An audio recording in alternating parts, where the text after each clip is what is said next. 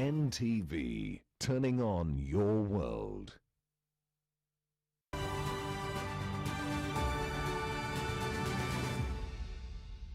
Well, welcome to another edition of Bonjour, and you can see we are outside once again, and more specifically we are at the Stand of France, which hosted the opening games of the Rugby Sevens at the Summer Games.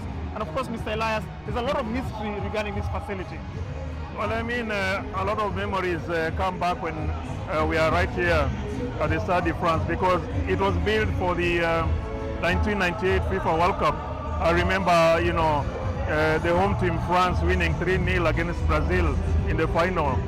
Two brilliant headers from Zinedine Zidane, you know, wrapping up the game.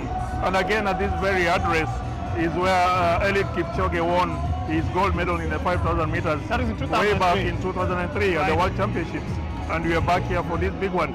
This is where South Africa, the Springboks, the other day, you know, won the World Cup. Yes. So it's a very, very special facility. And of course, it is the host venue for the Rugby 7 as well as athletics. Well, it was not the kind of outing that the National Rugby 7 team would have had, Mr. Elias. They played against Argentina, a team that has dominated in the past World 7 series. 21, 22 years, so Coach Wambua has a very good building block to start from. A lot of positives from today's two games despite losing. Indeed, of course, remember it is three groups that has four teams, and it's the top two that... It is a little bit disappointment because we lost the game, but I won't say I'm that much disappointed. I know Argentina is a very strong team, and also the last game with Australia is also a very strong team. And with Argentina, actually, we went toe-to-toe with them in the first half, in the early hours of the, of the second half. Until the last few minutes of the second half, we slept and they snatched a win. So actually, the game was more of a contest at the beginning, but at the end, kind of rushing. So yeah, that was bad. How does it feel in being on the Olympics, watching Kenya? Oh, it feels nice. Yeah, the atmosphere is so good. The teams, the fans, we had a very good podium over there. You can hear by my voice, it's so not there at all. So actually, it's a very good experience of which, please, if you have an opportunity and are capable of doing it, please come. So you watch rugby, which other sports will you watch supporting Team Kenya? Athletics, maybe 500, 800. 500 meters? Is a 500 meters race? 5,000, sorry. 5,800. I've been in France since 2016. I'm such a rugby fan, Kwanzaa, RFUA, all the way. I was here for the World Cup, and now I'm here for the Olympics. It feels good to be here for the first games.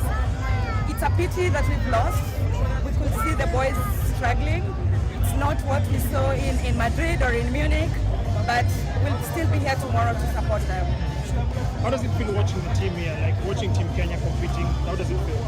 To be honest, I was so proud, you know, seeing the Olympics everywhere, the rings, everything about Olympics, and then seeing Kenya coming in. I was really proud of my country. We've made it this far, so already being here is already a big win for us. Emotions, we expected that we were going to do great, but given the results, we watched our team play. It wasn't the best outcome, but we are still here to support them regardless during our matches tomorrow. So as a Kenyan, I'm still feeling very proud of my team, yeah, that they made it this far.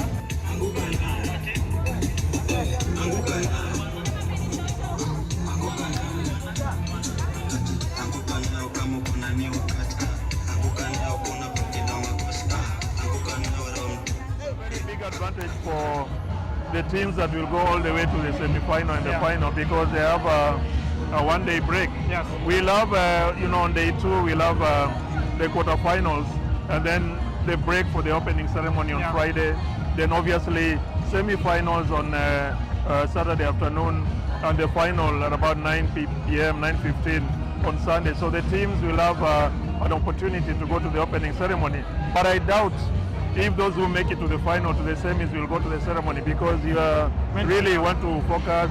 You don't want to party too much. Yeah. You don't want to be distracted. True. So they might watch it on TV and you know, jump back in action on Saturday morning.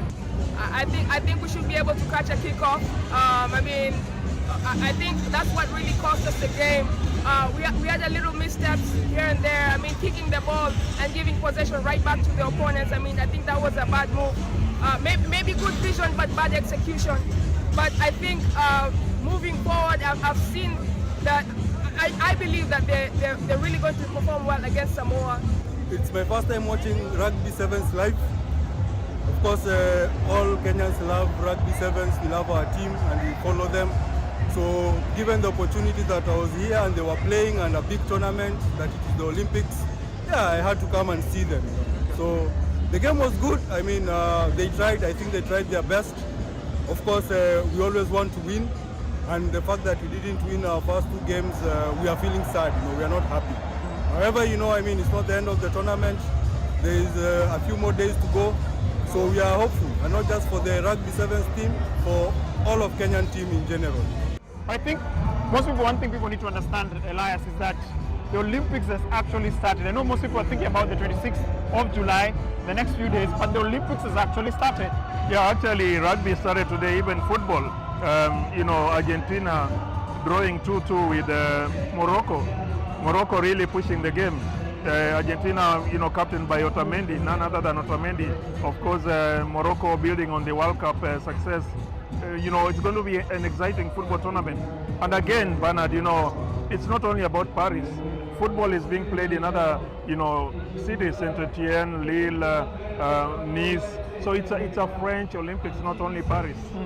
Definitely, it's definitely a French Olympics. Of course, there's also, I believe, sailing that's happening, I think, in Tahiti, if I'm not wrong. Yeah, sailing is about 20 hours away in those islands. It's very fascinating. It just tells you it's a summer of sports, because it's called the Summer Games, and it's usually the summer of sports. Now, another very fascinating thing that I came to realize was the fact that the Olympics is able to bring in superstars. It's able to bring in individuals who come from diverse backgrounds. But in this particular case, Celine Dion, Snoop Dogg, I know you're wondering, okay, yes, those are performers, but in what context are they here for the Olympics? Yeah, I mean, Snoop, I think, will be carrying the Olympic torch. We'll see during the opening ceremony on Friday. Celine will also be performing. There are a lot of side shows that are going on. When the NBA stars, LeBron James hit, the town, it's going to be crazy. The NBA USA playing the preliminary matches in Lille, in the city of Lille, before they come into Paris. So it's one big carnival, superstars from music, a lot of people dancing on the streets. It's a carnival. Indeed, it's a carnival of sports. And it was almost special to see Celine Dion. Celine Dion is in the country. A lot of people are wondering, thinking, would she be involved with the opening ceremony? Will she be involved in some form or shape? Because of course she's had a tumultuous few years with health concerns, but it was good to see her mingling with the fans in the streets of Paris. Actually, it was exciting because I remember there's a time I was in Las Vegas. I missed a ticket for Celine because of her voice. Yeah, okay. Her voice, she had the complications, so they had to cancel the show. Which is your favorite song, Celine Dion? Wow, I mean. There are many. She sings French and English. Yes. So, I don't know which one to pick, really. Yeah. Celine is just amazing. I think obviously it'll be fantastic whether she performs or not, but it's definitely very, very, very special for her to be here at the Summer Olympics. I love how the organizers have been very, very keen in ensuring gender parity. You had a very special opportunity to go to the village. How was it? It's an amazing Olympic village. It's an amazing village because, number one, hosting a games like this, when you have an Olympic village, you have to think beyond the Olympics. What is the legacy program? These apartments will be up for sale next year. People are already placing orders for them. Once the athletes are out, they refurbish them, and then they are engineered for other tenants to come in. We have a massive collection of superstars. You're looking at Spain, they came in yesterday. They have Rafael Nadal, they have Carlos Alcaraz, the top 2 biggest tennis stars that we have. France have Wembanyama from San Antonio Spurs. Yes. But the things about Wembanyama, I was just trying to understand how tall he is. Is he like 7'1" or 7'2"? Well, I mean, because if he came here and if you're doing an interview with him, he's actually 7'4". It's 7'4". He's 7'4". That is tall. That is it tall or long? He's long. In fact, that's why the NBA guys are not staying at the village. Yes. They are going into a 5-star hotel because the beds, they have a challenge with the beds. Oh, okay. And they're not too comfortable. Not because they're superstars, but because of. To be very honest, Elias, I would have thought it was the superstar element, because you can imagine each and every other time that the Olympics happens, the Americans are usually very keen on ensuring that they organize their own accommodation needs. Yeah, but all the others are in camp. I was there, I spent some time and looking around. I think, I mean, they really need a special kind of attention because of their surrounding. They're a unique group of human beings, you know, security-wise, in terms of their comfort. That's why the IOC and the organizers have decided to allow them. They did the same in they did the same in the other Olympics. In London they did the same. In Tokyo, all the way, they always stay outside because of the comfort and the security arrangements. They are very big stars, so you can imagine that's why security around is huge. Because this is the biggest collection of sporting superstars you could ever put together.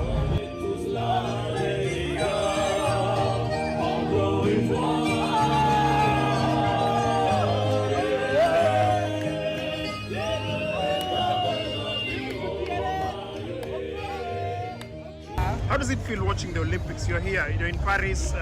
Everyone talks about the Olympics every 4 years. It's the Olympics and it's here. And we have started the Olympics a bit earlier. Well, you know, for a girl who used to wake up with my dad really early to watch the television, to watch the marathon or to watch the games, it's really a dream come true, if you really say that. So it's a dream come true, it's extraordinary, and yeah, I really love it. Kenya will of course be represented in rugby sevens, athletics, there'll also be fencing, there'll be judo. Are you going to watch all those games? I won't be available for all the games, but I'm a rugby fan, both of us, for a long time, and also an athletics fan, mostly due to my dad. And yes, I'm going to be there for the marathon and for some of the athletic games. Indoor games. The same venue, yeah? Yes, Stade de France. Okay. I'm a volunteer. I got in through the process by our company that is one of the sponsors of the Olympics. So it's a really big honor, and I got a chance to be at the marathon. So I'll be there on the 10th of August volunteering in the morning for the marathon run. So Kenya is of course competing in rugby, competing in athletics, competing in volleyball, competing in judo, and competing in fencing as well. Fantastic. You know, I mean, you can imagine just how much potential or opportunities there are in sports.